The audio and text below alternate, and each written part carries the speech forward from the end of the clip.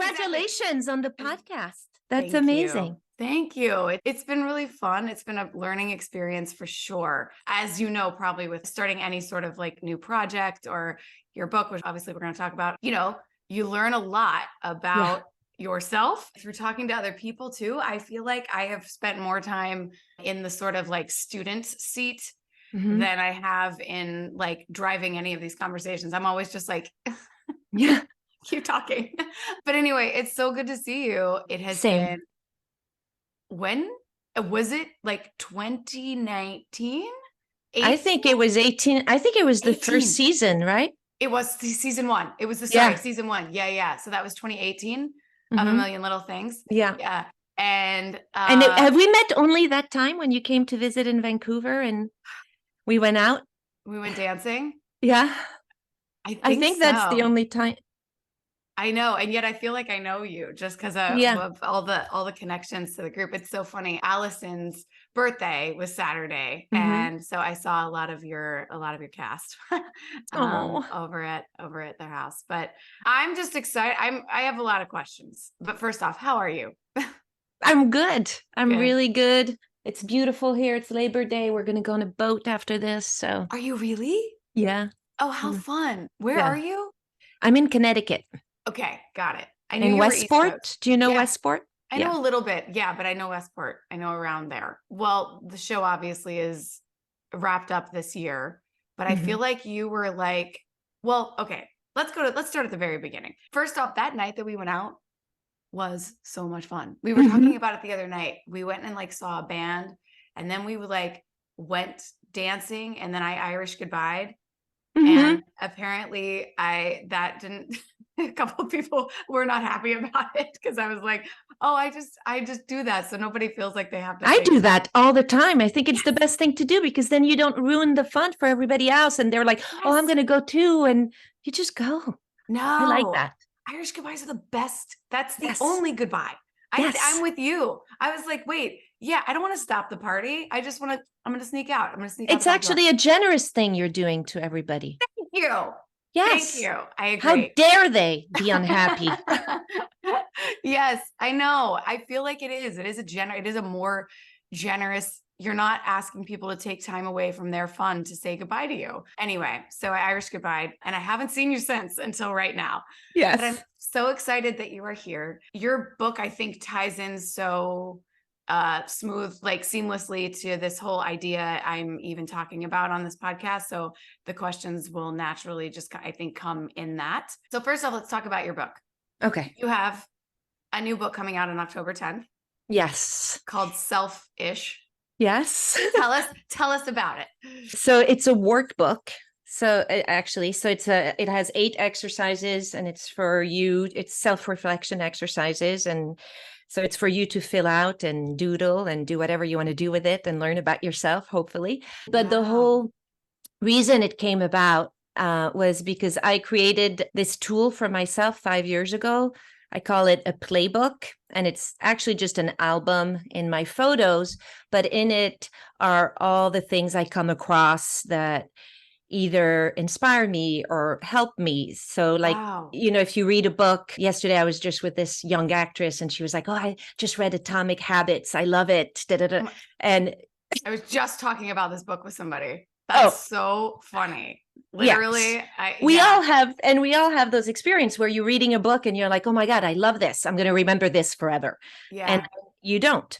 So, or if you go to therapy and you leave, or marriage counseling, or if you read a parenting book, whatever, and you leave and you're like, yes, inspired with this newfound truth, but then we forget it. So I created this playbook, this album in my phone with all these little reminders. And pretty soon I had a bunch of them, and I would start my day with it. So and I really created it for acting because I was a hot mess when I'd go on set a lot. And so this was a way for me to get like centered and sort of find confidence, but also find courage to just be and not try to control what was happening, and trust. all these things that we need to do as an actor. So all these Right. reminders were in there. There were also pictures in there of previous projects I've done to remind me, yeah, I can do this. And so anyways, this is something I've done for myself. And then during COVID, why it became a book is because during COVID, this mental health nonprofit that I met through A Million Little Things called me to find out what tools I use for my well-being. And so I told them about this playbook concept, and they loved it. And together we did a series of webinars, 4-part webinars, to inspire their community to create a playbook to cultivate a healthy mindset. And people really loved it. But everyone would ask, what goes in your playbook? And I was like, it's personal. Whatever goes in my playbook is not going to be good for your playbook. Right. And then somebody said, why don't you write a book to help people create their own playbook and find out their own content? So that's where the book came from. Wow. First off, I love this idea. I'm like, this is so brilliant. I mean, part of like what I talk about, I think it's very hard to define like that kind of, I call it me time on this podcast, but like, I think what you're saying is like, it's a little piece of like yourself to take that time to kind of come back to yourself and like restore, be inspired again, whatever that is. And it sounds like you do it to like start your day. Mm-hmm. Is this like a morning?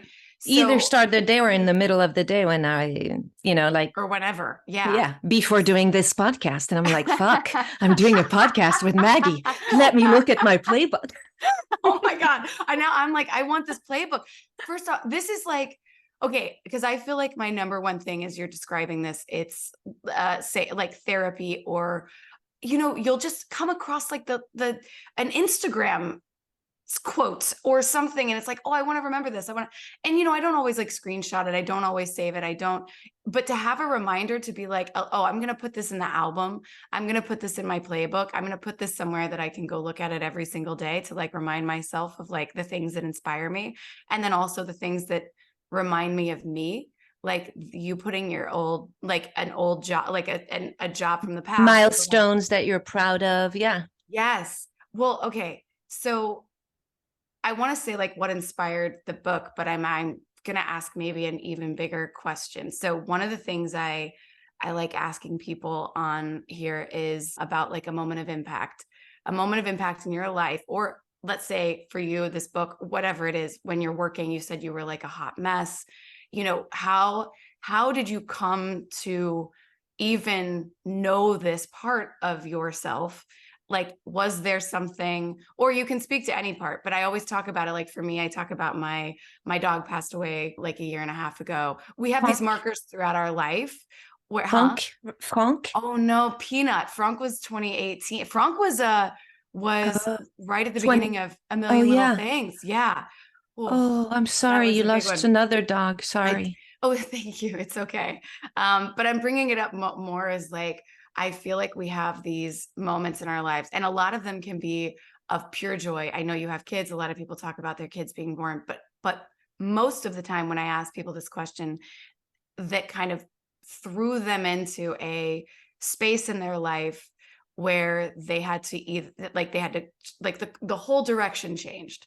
Like this was a moment of impact where life as it was never going to be as it was again.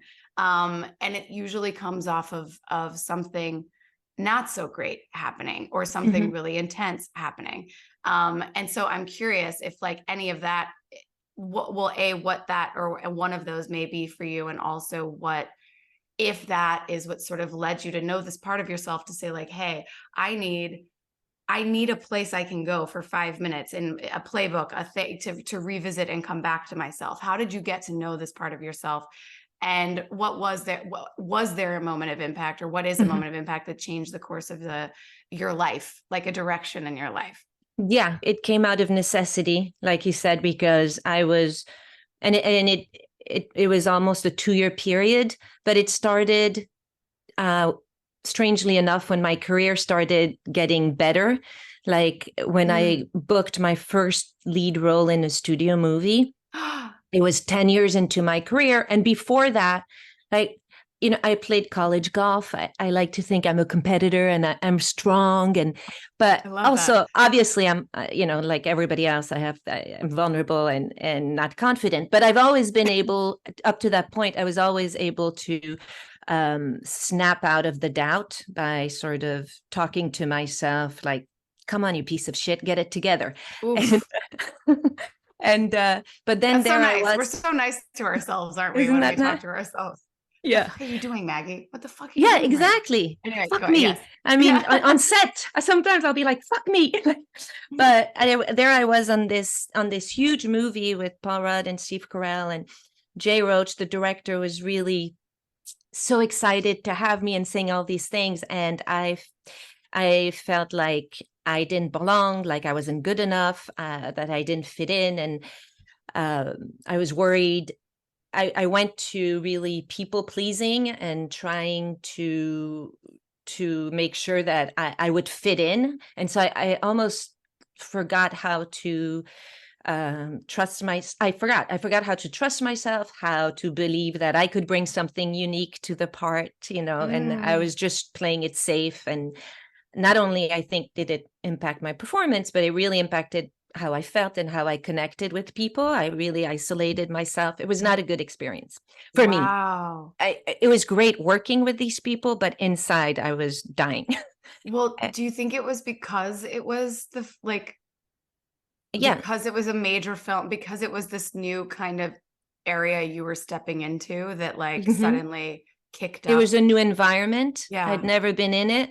Yeah. I was 40, which is pretty late because I started acting really late. So I didn't train like everybody else had, Right. I just felt Right. like an outsider, like I didn't belong. And I Right. was worried about everything. It's like a pressure situation. And I Yeah. didn't have the tools to Handle it. to find Yeah. myself, my peace or trust or confidence. And then the 2 years, I had a long period of unemployment.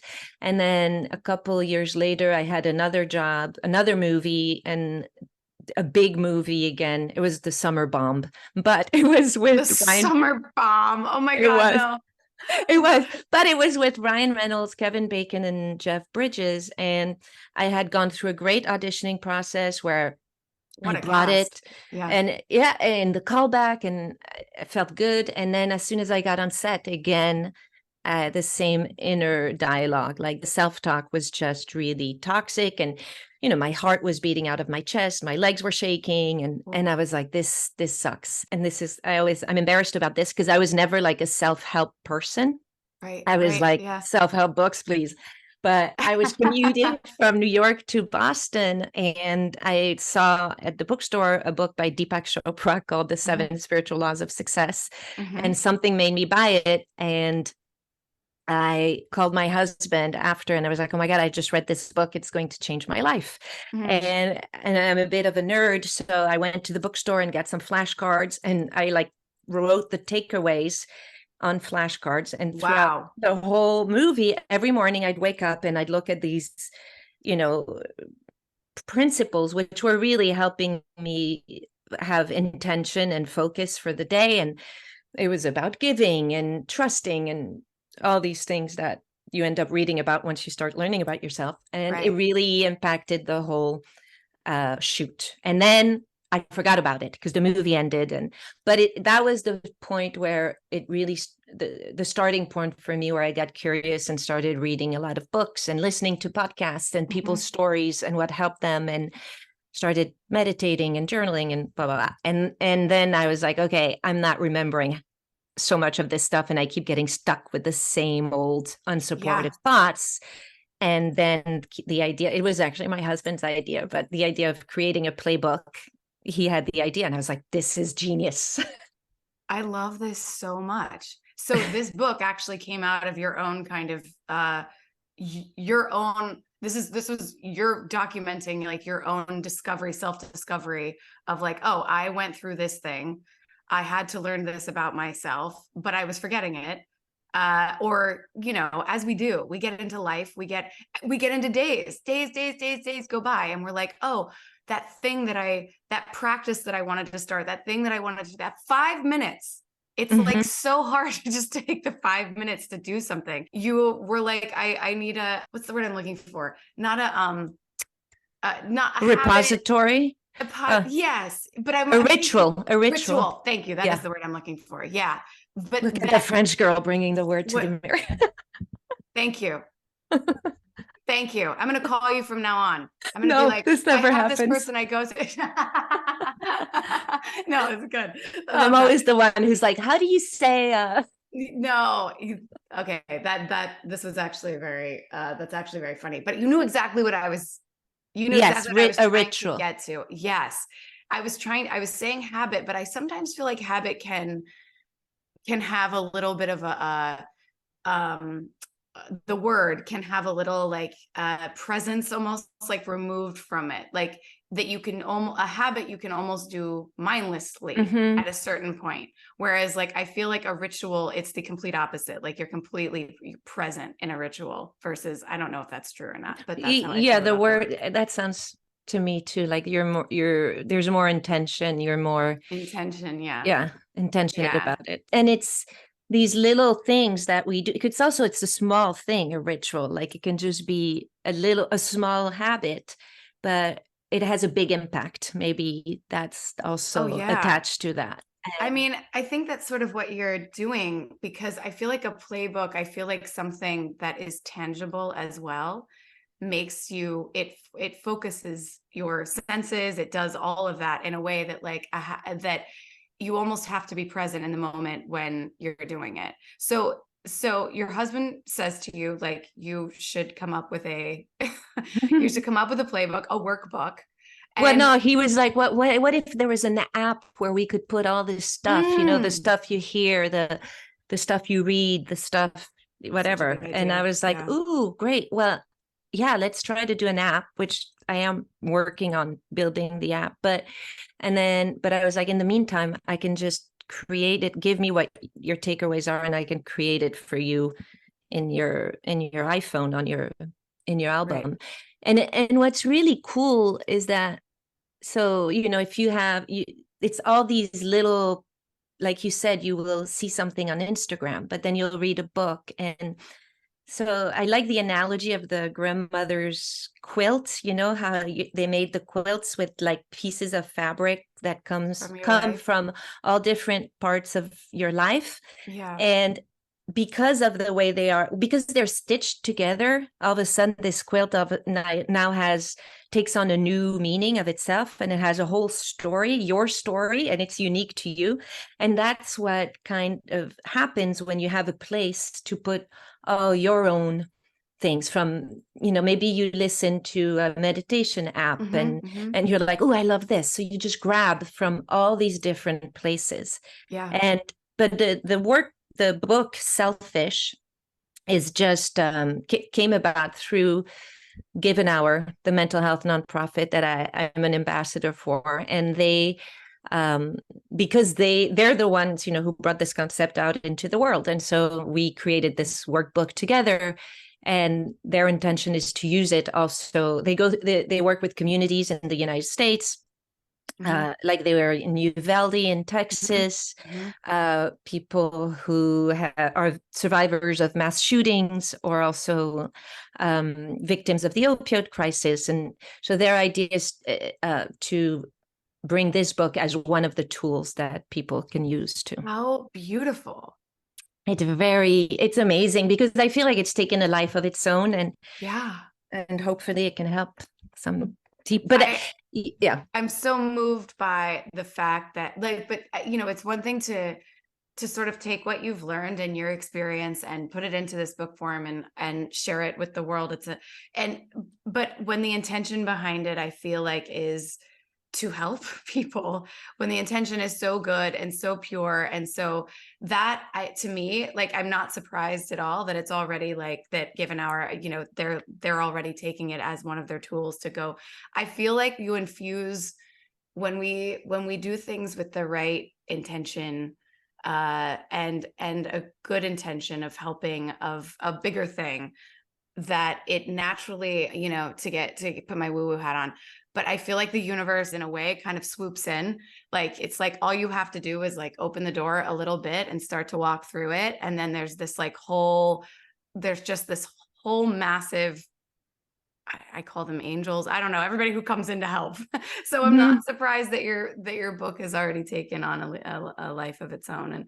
And it's reaching these people in these types of situations. But I also love that it's in the simple too, of like the day to day. Like, it's not just for, it sounds like it's not just for, say, what do they say? Like big T trauma, little T trauma, or, those types of things. Even though it's helping people in those situations, it's also for, you know, just every single person in their daily life. This is why when I talk about me time, I'm always trying to say, to simplify it almost in a way that's like, it doesn't have to be some extravagant thing.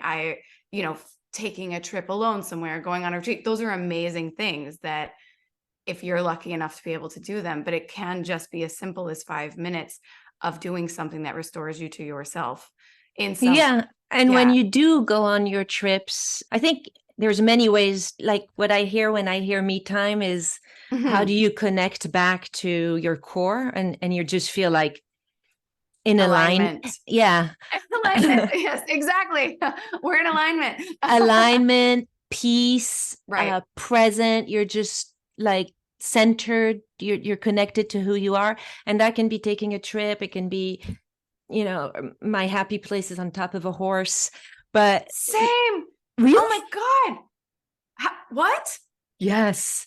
I Oh mean, my. I'm sure you're way more advanced. I just started No, this. no, I ride Western. But since I'm a little girl, like that's my.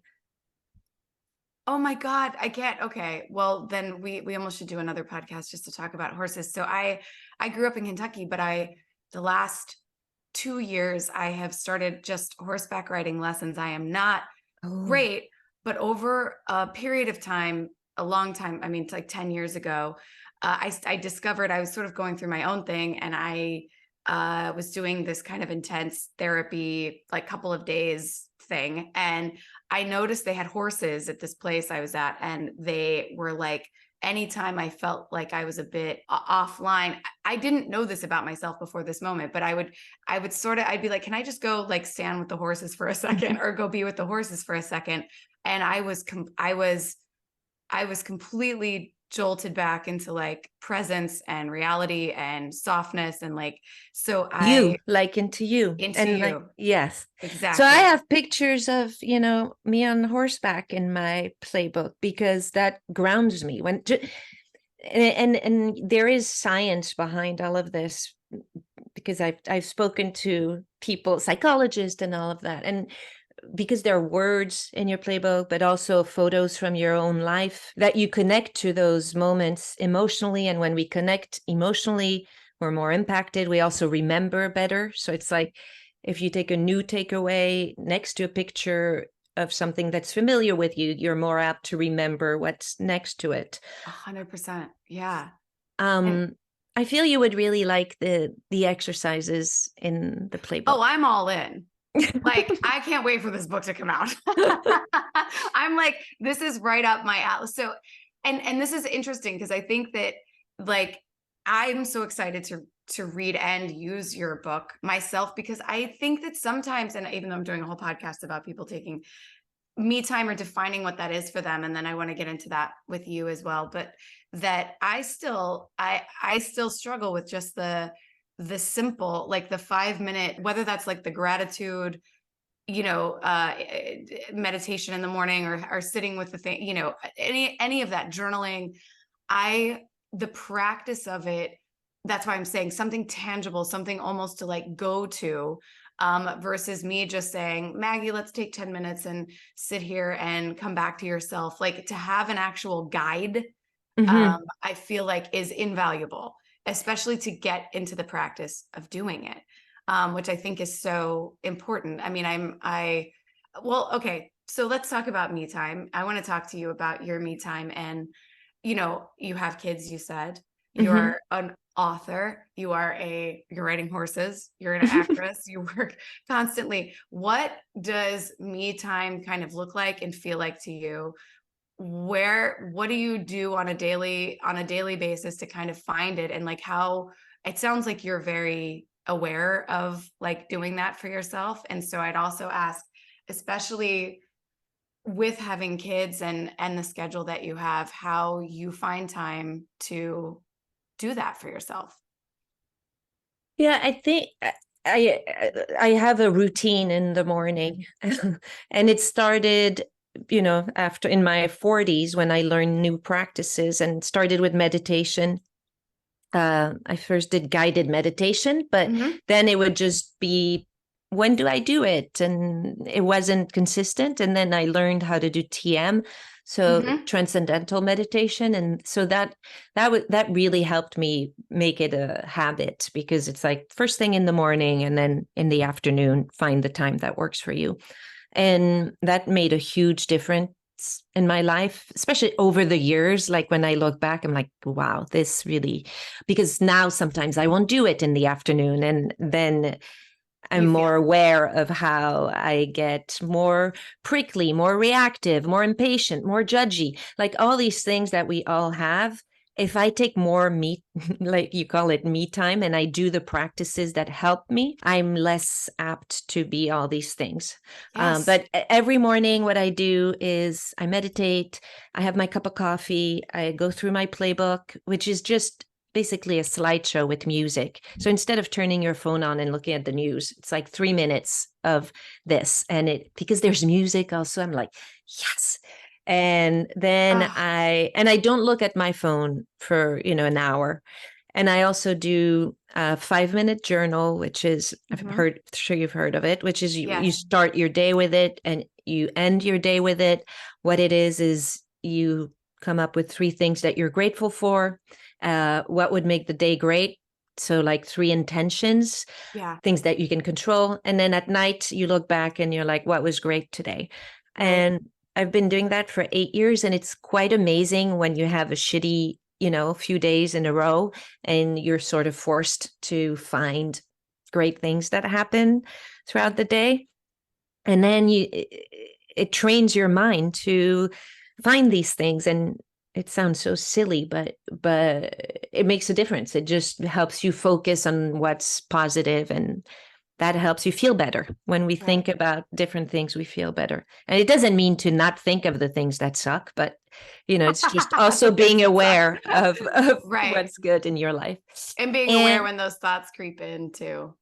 Well, yeah, the more you do that, those sort of things, the more you're aware of it. You're like, oh, there you go.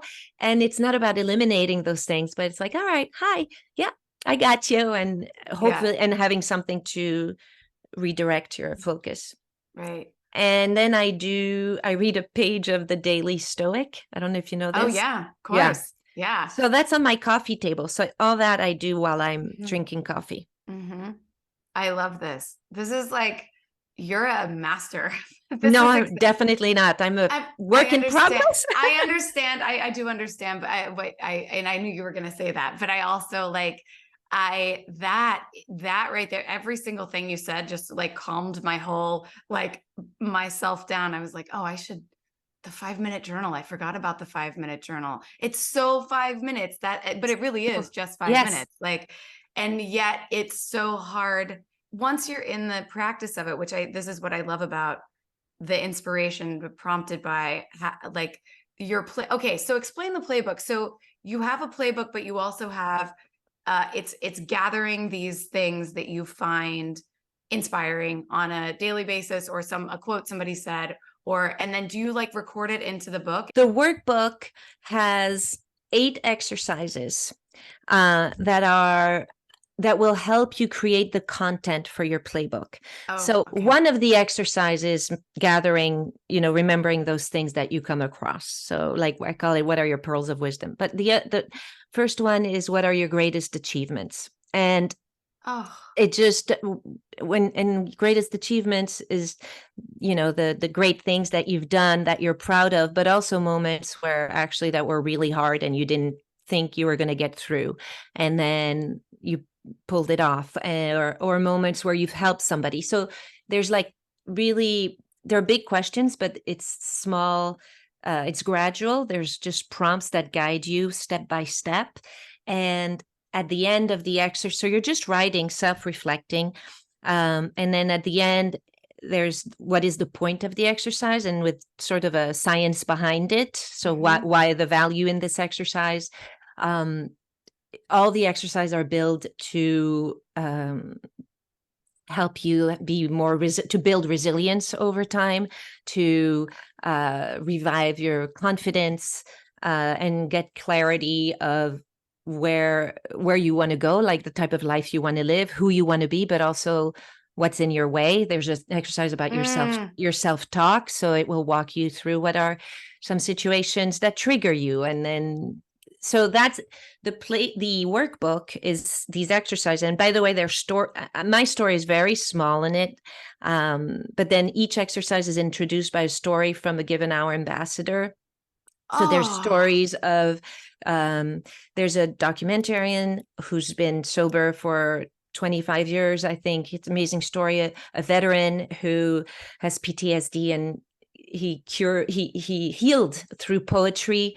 And his stories introduces the what is your life philosophy exercise. There's a champion healed through poetry. Yes, and he wrote a book of poetry. Those stories are amazing. There's a keep going. A world boxing champion, Sean Showtime Porter. And then your answer to each exercise will be, at the end, it's like, what can go in your playbook? And so then we guide you. So like, let's say what are your greatest achievements? You will have, maybe 5 things. And so we'll say you can put pictures of those things, or just a list, or blah, blah. And then there's the impact of you watching it every day, just reminding yourself that you can do hard things, that, those are your strengths. And so you're building, by watching your playbook every day, you're building it's a mental fitness practice. Yeah. And you are just keeping all those thoughts that serve you well top of mind, so that during the day, whatever you're going through, those thoughts are more apt to pop into your consciousness and give you something to fall back on. I read this thing, or I heard this thing on a podcast, this statistic that in the first 15 minutes of waking up through our phones now, we consume more information than we did in 1 week 50 years ago. Whoa. I'm not surprised, but hearing that is also what? That's incredibly shocking. Yeah. And then they were saying that the impact of that is that it's harder and harder for us to focus on what serves us well. Yeah. Because we're, the negative bias. So all the negative stuff takes over. And so this is, I feel, is a tool it's like your little sanctuary of things, repository of things that serve you well. I love it. It's almost like, it's not a physical space you can go to, but it kind of is, in a way of like, oh, I can go over here into my little bubble, into my space that's just mine for my me time. I keep thinking like you're at like the tie-in of this like podcast, and then what exactly, like what you're talking about is perfect. It's literally your playbook should be called on your album Me Time. Yes, it will be. Yes.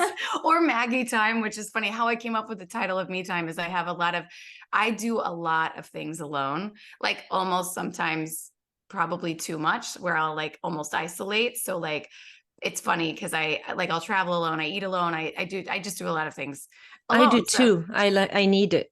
Yes, I do too.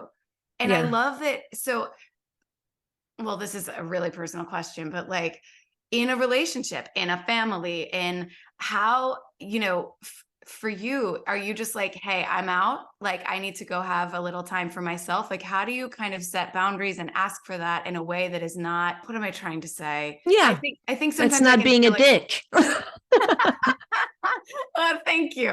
I love that you have completed multiple sentences today and found words that I was like, how do I say this in a way that's gentle? And you're like, no. How do I do this and not be a dick? That's exactly what I'm trying to say. but Yeah. you know what I mean? Like, how do you hold on to that in the space of people who need you, time, jobs, like, how do you do that? I think I'm super lucky because I have a husband who respects that and gets it. And like this morning, we went for a walk in the woods. And we were so barefoot in the woods, but we didn't, and with our dog.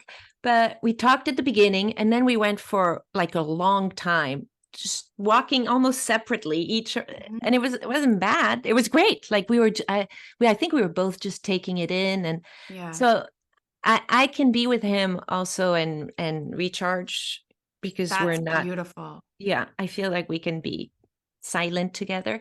Right. And yeah, we meditate together. So we're going to sound like such douchebags, but no, why? Okay. And this is the other thing. So this is so funny that you just said that, because I initially, some of the first interviews I did for like, I would say, what does me time mean to you? When I say the words me time, is it an eye roll?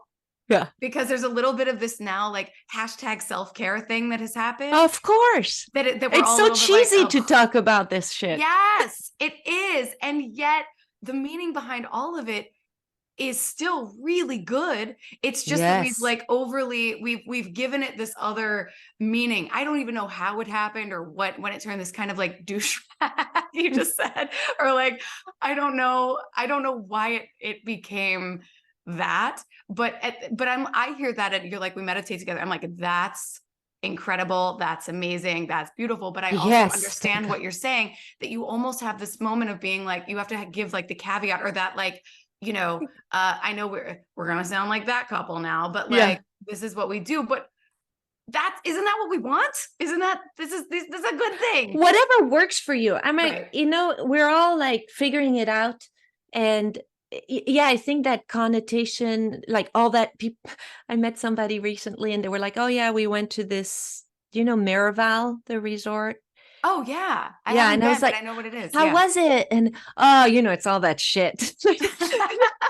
And yet we go. We love it. Yeah, he didn't like it. He didn't like it. Oh, okay. No. Oh, it's all that wellness shit. It's all that wellness exactly. shit. Yeah, exactly. Right. But I'm like, what's the alternative? Like, if I don't take care of myself, I'm going to feel like shit. And then I'm going to be not great to be around. I'm not going to put anything good out into the world. So, and maybe you have it all figured out and you don't need all that shit. Good for you then. Like, but I need it. Yeah, no, I'm with you. I always know when I'm hitting that moment. I can tell when it can be something as simple as like road rage. I can tell where I'm at if I literally cannot handle someone cutting me off a little bit on the freeway. That's usually my thing. That's like, oh wow. I mean, look, there are many others of like, oh, I'm feeling I'm feeling that, what is that nasty kind of, I don't want to use the word resentment because it's not that, but like you can almost feel this thing kind of building, and it's usually for me, it's always me. It's always like, oh, it's just because you're not taking care of yourself. You're not setting your boundary. You're not doing the things you need to do to feel aligned and okay. Because usually if I'm in that space and somebody cuts me off on the freeway, I'm like, all right, have a great day.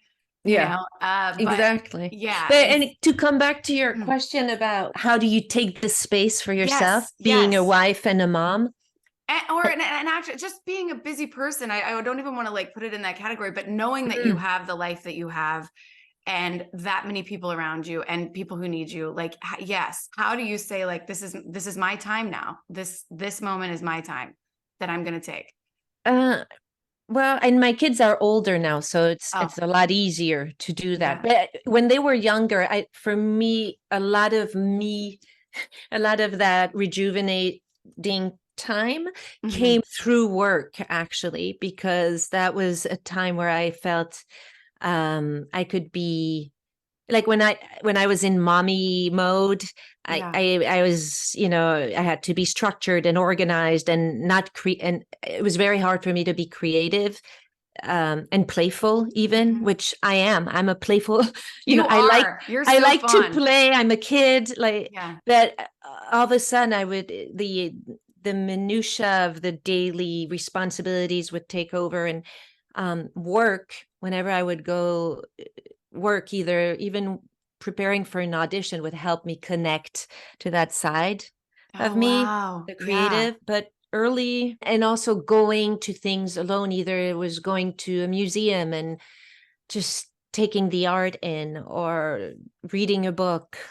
All this helps me just reconnect to that side of me. Yeah. When the kids were younger, that was, and I didn't meditate or any of that. But This is interesting because I'm hearing a lot of people talking about TM lately. So I have this thing where, like, if somebody mentions something in threes, oh I yeah, usually have to be like, oh, I'm supposed to, there's like a yes, message for me in this. same, me too. Somebody, people keep talking about G Gong. Have you heard of Oh, that? yes. I mean, I know of it, but yes, it's funny. So I've I had I'm like, I need to check that out now. explore that. What is that? I know that's so funny. And you just said, you're like, I go to art. I'm like, Stephanie, we have to, we need to talk, because these are all I'm not in the total, I'm behind. I would say I'm like in just now getting my feet wet on like the meditation practice of like whatever that is for me. But I, same with art, same with reading a book, same with work. That was like, you said all those things. It's like, right. Those are like the coming back to yourself moments. But anyway, so this is so funny, the threes thing, because I don't even say that to a lot of people. And the fact that I just said it, you're like, me too. So TM is that's my Qigong right now. Nice. Yeah. So Go. now what, will you go explore it? Is that like the Yes. next step? Yeah. Yeah. Yeah. Same. Yeah. I have a friend who is like, he's been telling me for a while, he's a TM, like he holds like workshops and yada, yada. Anyway. And he's brought it up a few times. And then like in the last week, I think you are the third person to say it now. So I'm like, all right, I got it. Perfect. You got to explore it. Let's revisit the Qigong and TM and in a little while and be like, so did you do it? Did you follow through? Did you follow through? I won't put that. It'll be a part of my I'll start collecting all of my. Can I tell you, I love the idea so much. Like I have a photo album that is filled with, and when I say photo album, it's not organized at all. It's just my photos. Mm-hmm. Of things that I see, of things that I am inspired by, whether that's in the day, nature, Instagram, a quote, this talking to you, and the idea, this is such a brilliant thing of having like a place to go to see all of that. And you put music to it. Is that what you said as well? Yeah, I play it as a slideshow. So, on there's the three little dots and you can hit slideshow. So other things you can put in that album are reminders of practices that help you. So like prompts. Yeah. Or just, I'll just like daily practices that today I'm going to remember to blah, blah, blah, blah, blah, blah, blah, blah. And just because, I'm like silly, I'm trying to think of something, because it's also very personal. That's the thing that I talk about in the book. I am like, try not to share this with anyone, because the second you share it, you feel you're going to edit yourself. It's going to sound different. But one of the exercises in the book is like, what are your daily wins? And it helps you figure out what are 5 to 10 things that move the needle in your professional, personal life. But you come up with them. Yeah. And so you can put that in the playbook. And that's an easy way to bring like good momentum, because if you check those things every day, you're instilling, maybe a habit that you've been trying to start. But also it's like, oh, I'm doing something. Yes, check. And you're putting a check mark next to something that you can control, versus like maybe looking at your day and seeing how something didn't go your way, but that was out of your control. Here you're like, what are 10 things that are in my control that I can do every day? Oh, brilliant. I mean, you don't want to do 10, but simple. No, but this is simple. It seems simple. it's simple, it's practical, it's easy, like it's easy to follow. And I think that can be one of the things that keeps people from sort of walking into any sort of wellness practice space, is the intimidation part of like, it feels so major. It feels like, you know, meditation, all of that stuff. But the simple part, if it can just be put down into some practical, simple steps, it becomes so much easier for people to kind of pick it up and actually do it. And Yeah. because I think we can get really overwhelmed in like this bigger idea of like, oh, that's, you know, sitting down for an hour to do this no, it's like, it can just be 5 minutes. It can just be something that simple. But I literally, I could talk about this with you all day, and I have a million questions maybe just think of a million little things, because I know a million little things has always been, and from the very beginning, just based on the premise and how the show begins, such an advocate and supporter of mental health. And I'm wondering, did Give an Hour, or if any of this was sort of prompted by like any working on the show, or anything, or Give an Hour had anything to do with A Million Little Things, did it? Yes. So the founder of Give an Hour, Dr. Barbara Van Dalen, was a consultant on the show. Oh So my gosh. Okay. for all the scripts, to make sure that everything about mental health and mental illness was, you know, depicted in a sensitive and accurate manner.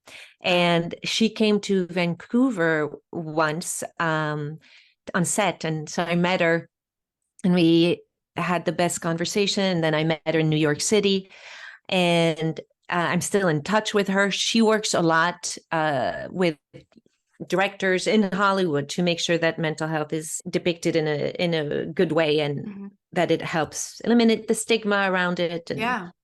But then in 2021, she left, and Dr. Trina Claire is their new CEO. And that's, you know, when we were all isolated, and there was a lot of webinars, and that's how we were connecting. Right. And her team like reached out, and that's when this whole playbook came out of my living room, and we brought it out into the world. And they've been amazing in supporting it, just even from giving me access to mental health professional to make sure we had the science behind each exercise, and designing it, the whole thing together. Amazing. Yeah. Wow. I didn't realize she was the consultant on set. Yeah, not on great. set, for DJ Nash, or for DJ Nash. Yeah, for all the writing, but she Yeah. came to visit on set. I love this is also special. This is also good. And I don't want to, I want you to go on your boat ride, but I have one more thing I want to ask you. Oh wait, I just thought of something. Also, 50% Oh. of the profits for the Yes. book like go to Give an Hour. So if you Yes. purchase the book, it's for a good cause. We're going to put all of this on the social stuff as well. So Okay. if there's anything else you want to add, or anything you want us to include in like social handles, links, yada yada, we'll do all of that. And obviously I'm going to mention, because I did read that 50% of the proceeds go to Give an Hour, which is also, Stephanie, just like so incredible, like so beautiful. And what you've done, what you're doing, is so necessary. I feel, obviously I'm doing a podcast about me time, so I'm a huge this is so close to my heart already, but like you making a tangible version of something people can do, a playbook, something that's easy, something that's practical, is like you're like the next level of discovering what me time is, and who people are, and healing. I feel like, because that's the point, right? I mean, that is a lot of it. Yeah, healing. I want to hear your feedback when you go through the workbook, the exercises, because I didn't invent any of these exercises. They are versions of exercises that I did, in my 40s. And that really helped me understand myself better, and gave meaning. Earlier in the conversation, you talked about having something bigger than us, and it helped me sort of figure what that was for me, and where it came from. And I don't know, it just makes things a little more effortless in your life when you have clarity. 100%. I feel like I've said probably 20 times over this summer for a lot of reasons that I won't get into right now, but I don't think I realized how much, just how big having clarity is such a gift in so many ways. Like, it's not just like, should I do this or that, or this person or that person, or this, or that. It's not, it's about your own, it's about sort of knowing yourself and your own alignment. And anyway, I love that you just used that word. I can't wait for this book. So I'm gonna do it. We'll talk or report back. Yes, Okay, please. quickly. I want just fun. 3 things you absolutely cannot. This will just be the last thing I ask you. 3 things you absolutely cannot live without right now. It can be like Okay, sunscreen. sunscreen. Love it. Do you have a 3 things I can't live without. Come Oh on, my God. Stephanie. Sunscreen? Food. No, Coffee. ribs, Give me a ribs, coffee, Okay, and ribs. You love like what? Pork ribs, beef ribs? pork ribs. I'm a bad Jew. I just Okay. love to. Um, and oh, I'm terrible at A these things. TV My show. dog. Okay. Oh, there you go. Dog. What kind of a dog? A bulldog. English. Wait, how have we not covered this? I'm going to let you go, I promise. So that's my bulldog of 13 years, Pa. She passed in 2015, but I had an English bulldog for 13 years, named Tristan. Yeah. And it's interesting because like I feel like James, you all would have bonded over that at some point, because even James was, for most of her life, actually, her her papa, but like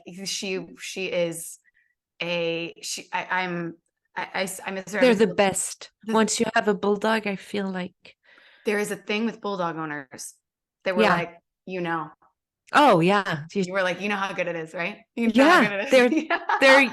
they're like no other dog. My dog is Otis. But wait, I just have to say something quickly. So I was not a dog person. I grew up with a cat, and James was like, cat people.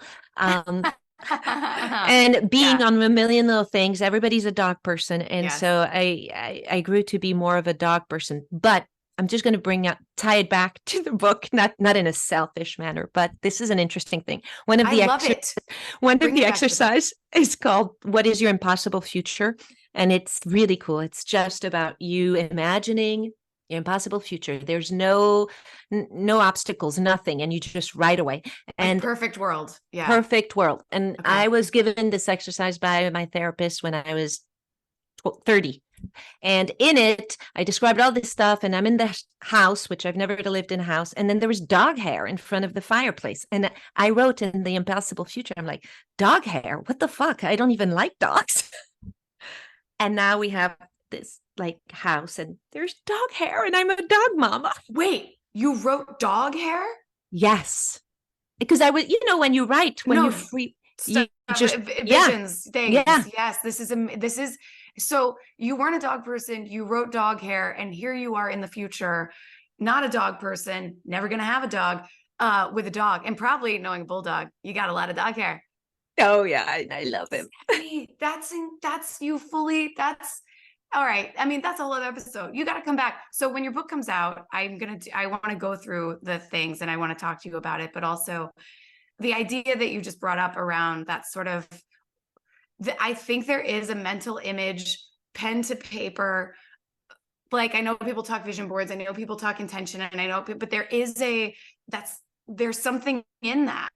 There's science behind it, behind that concept, actually. Yes. Like when we have a clear vision of something, we're more apt to act in ways that will go towards that vision. And by free writing, you open up, more, you allow yourself to dream beyond what you think you're supposed to do. So it helps you get in touch more with what you truly want. Yes, because you remove the things that stop you from thinking about that. Because if you start thinking about that and start living that way, I think that, I'm a big believer. Oh, I love that exercise in your book. I'm a fangirl. I'm fangirling over your book, and I don't even have it yet because it hasn't come out. But I'm already already like, I need to get my hands on this immediately. And I'm really excited. I want to I could feel like we could wander down some of these paths that we kind of cracked the door open a little bit, all day. So I would love to have you back whenever, because I know you're going on a boat soon, but is there anything else you want to add, or anything else we didn't cover, or anything else you're like, oh, this is something I want to throw in here just because, that you wanted to say or share? I think we covered it all, but I do want to say amazing congratulations to you for putting yourself out there with a new podcast and doing something new, because I know writing a book, you have, you have your fair doubt of what the fuck am I doing? What are people going to think? Are they going to laugh at, like, all this stuff? And so congratulations. And it takes a lot of courage, and it's awesome because we learn a lot when we do new things. So thank you for saying that. Well, and thank you for writing your book. It's the same thing. I feel like we're as actors, we can step into roles sometimes more easily than just being ourselves. And so to have a book, to share your story, to do this podcast is really like, I know for me, it was really like facing a fear, which is one of the reasons that I did it. But I also find, just like in talking to you and talking to other people who are willing to step into that sort of vulnerable space and share their story, it helps me. And so if we can all be doing that for each other, then I feel like, good will come from that. So let's do that. Let's do that. Okay. So go take your dirty mind on your boat and have a beautiful Labor Day. And also let me know if you're in LA and yes, I feel like hang out and be douchebags together. Yes. Yeah. Yeah. Thank you so much. It was so good to be with you. All right. Bye.